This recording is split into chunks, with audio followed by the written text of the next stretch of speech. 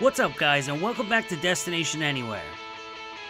On this episode, we're going to take a glimpse at some of the historic places located in and around Cape May, New Jersey. From beautiful beaches to notable landmarks, Cape May has a little something for everyone. Before we get started, don't forget to hit the subscribe button in the lower right-hand corner. With that said, let's jump right in.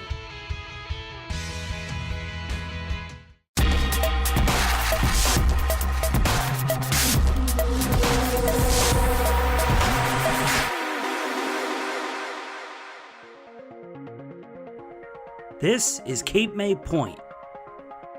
This stretch of beach touching the Delaware Bay is located on the southwest tip of New Jersey. Located next to the point is Sunset Beach.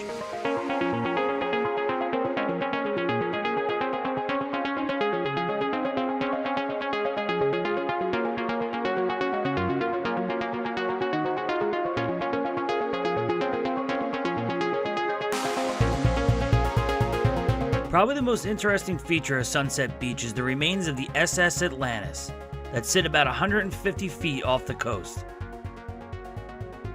This concrete ship was used for only 2 years, just after World War I, before being retired. In the 1920s, the boat was purchased in an effort to bring it to this location to become part of a ferry dock. A short time after arriving on Sunset Beach, a bad storm ripped the boat from its moorings and pushed it out to this spot where it partially sank. Nearly 100 years later, the wreckage still draws curious tourists on a daily basis.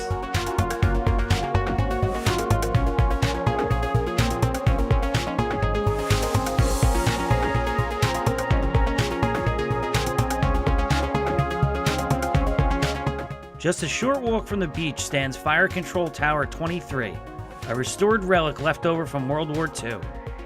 Part of the Fort Miles Harbor Defense System, it was one of several towers built to scope out enemies invading the Delaware Bay. Since being restored in 2009, visitors can pay a small fee to climb all the way to the top. Besides the historical remnants, there's one thing you just gotta stick around for at Sunset Beach.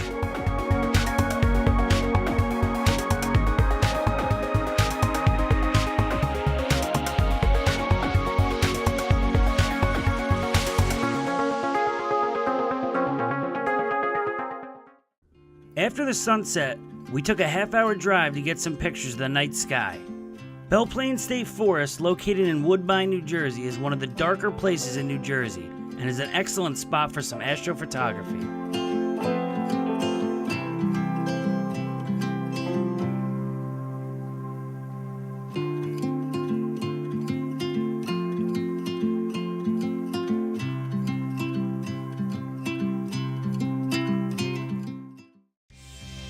The next morning, it was off to nearby Cape May State Park.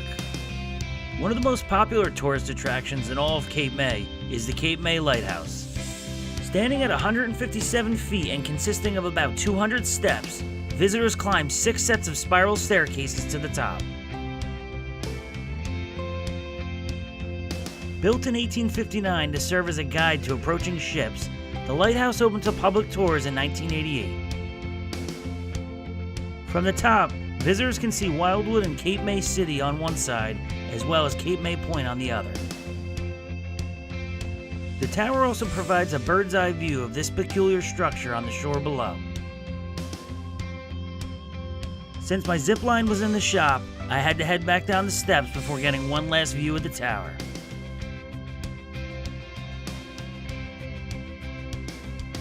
Sitting abandoned on the beach is another piece of the Fort Miles Harbor Defense System named Battery 223. Built in 1942, the concrete fortress was part of the Coastal Defense Program, designed to protect the shores from incoming threats or invasion. In an earlier video, I visited Battery Lewis and Battery 219, part of the Highlands Military Reservation, designed to protect New York Harbor. Similarly, Battery 223 was part of Fort Miles, which aimed to protect the Delaware Bay in the early stages of World War II. Eventually, the war ended, and the coastal defense systems became obsolete. While the war may have ended over 70 years ago, Battery 223 still stands today, frozen in history. After leaving the state park, we decided to head to the city of Cape May, to drive by some of the historic Victorian buildings that call the area home. After a fire ravaged the city in 1878, the rebuilding effort focused on the Victorian-style theme.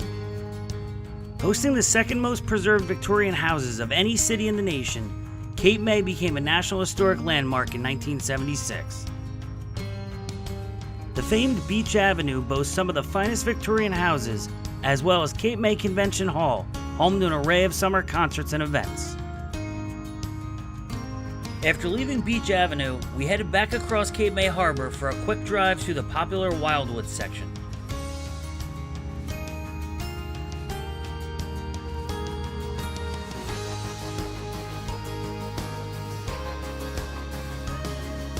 While we only spent 2 days in Cape May, there was plenty to see.